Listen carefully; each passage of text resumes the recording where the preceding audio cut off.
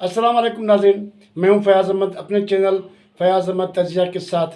नाज़रीन, आपसे एक गुजारिश है कि मेरे चैनल को सब्सक्राइब करें और बेल आइकन का बटन दबाएं। नाज़रीन, आपसे यह भी गुजारिश है कि मेरी वीडियोस मुकम्मल देखें। नाज़रीन, आज जिस टॉपिक पर बात करेंगे वो मुल्की लेवल की टॉपिक है। वो जो टॉपिक है वो आपको पता होगा, कल से सोशल मीडिया में एक हंगामा बरपा हुआ है। वो उस हवाले से हम बात करेंगे। नाज़रीन, जैसा कि आपको पता है कि इमरान खान जेल में है और पीटीआई के कुछ लीडर जो हैं वो मफरूर हैं, रुपोश हैं, और बाकी तो छोड़ के चले गए हैं। और इस हवाले से देखें कि पीटीआई जो है अवामी हिसाब से नज़र नहीं आ रही। जैसे इमरान खान जब बाहर थे तो दिन में जलसा, एक दिन में 2 जलसे, एक महीने में 40-50 जलसे करते थे। तो इस हिसाब से वो तो बात है ही नहीं। तो इस हिसाब से देखें कि नाज़रीन, जैसे जैसे 8 फरवरी करीब आ रही है, इलेक्शन के हवाले से माहौल गर्म होता जा रहा है। तो पीटीआई ने अभी तक कोई जलसा नहीं किया, कोई वर्कर कन्वेंशन वगैरह नहीं किया। तो इस हवाले से नाज़रीन, पीटीआई ने एक वर्चुअल जलसे का ऐलान किया था, ऑनलाइन जलसा जिसे कहते हैं।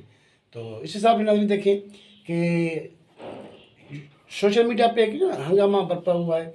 कुछ लोग कहते हैं कि ये जलसा बड़ा कामयाब था, कुछ लोग कहते हैं ये जलसा बड़ा फ्लॉप था। और इस जलसे में एक नई चीज़ भी इस्तेमाल की गई, बोट्स का इस्तेमाल किया गया है।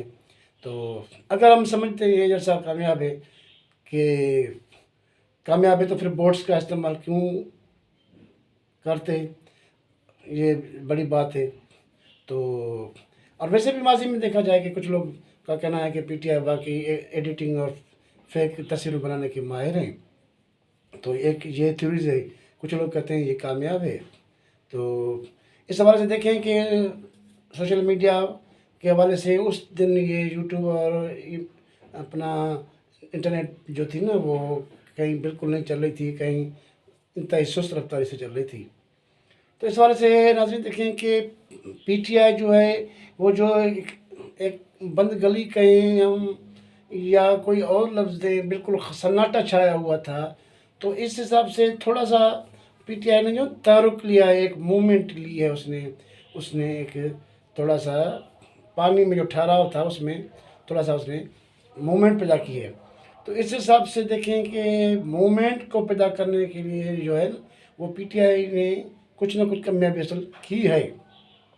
बाकी आवाम तो ज़ाहिर है, आवाम इतना आज अभी तो 9 मई के बाद तो आवाम कहाँ आएगी पीटीआई में, या वो वर्कर्स अब कहाँ आएंगे जो फ़ौज पे फ़ौज के ख़िलाफ़ बयानात, फ़ौज के ख़िलाफ़ खुल्लम खुला टकराव, हमले।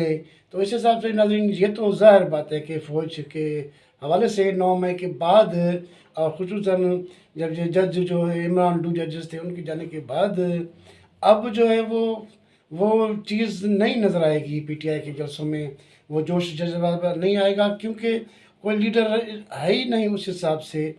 तो कहते हैं इमरान खान ने ऑनलाइन तकरीर की थी वर्चुअल जलसे में, तो वो तो ठीक है, हो सकता है करें। तो मगर ये बात ये है कि इस हिसाब से मैं ये कह रहा हूँ कि ये कामयाब हो सकता है कि सन्नाटा था, जो खामोशी थी, जो सकता था, उसमें थोड़ा सा उसने जो है ना वो एक पानी में आप कहीं थोड़ा सा पत्थर फेंकते हैं तो पानी में थोड़ी सी मूवमेंट आती है, तो वो हरकत जो है वो थोड़ी उन्होंने शुरू की है। तो इस हिसाब से तो इमरान खान के जलसे को हम कह सकते हैं कि ये कामयाब है।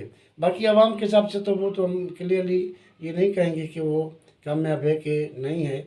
बाकी ये है कि ये पीटीआई पर लगा है कि पीटीआई ने कहा है कि हमारे व्यूज़ बढ़ गए हैं। व्यूज़ तो आपको सबको पता है कि कैसे बढ़ते हैं, और दूसरे लोग भी कहते हैं कि अगर व्यूज़ बढ़ते तो फिर आप ये बोट्स का इस्तेमाल क्यों करते।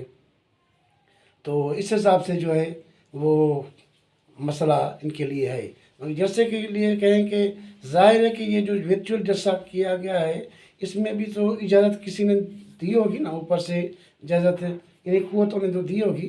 तो ज़ाहिर है कि कुछ इजाज़त उनसे ली गई है, तब तो ये जलसा उन्होंने वर्चुअल जलसा किया है, या कहीं कहीं कन्वेंशंस थोड़े बड़े केपी के में 1-2 किए हैं, वो इजाज़त के बगैर तो नहीं हो सकते, वो हुए हैं। तो इससे जो ज़ाहिर ये है कि ये पीटीआई जो है ना, हम ये समझते हैं कि पीटीआई को मुकम्मल ख़त्म कर देंगे, ये नहीं हो सकता। मुस्लिम लीग नून भी ख़त्म मुकम्मल नहीं हुई, पीपल्स पार्टी भी मुकम्मल तौर पर ख़त्म नहीं हुई, तो फिर वक्त पीटीआई को मुकम्मल तौर पर कोई भी ख़त्म नहीं कर सकता।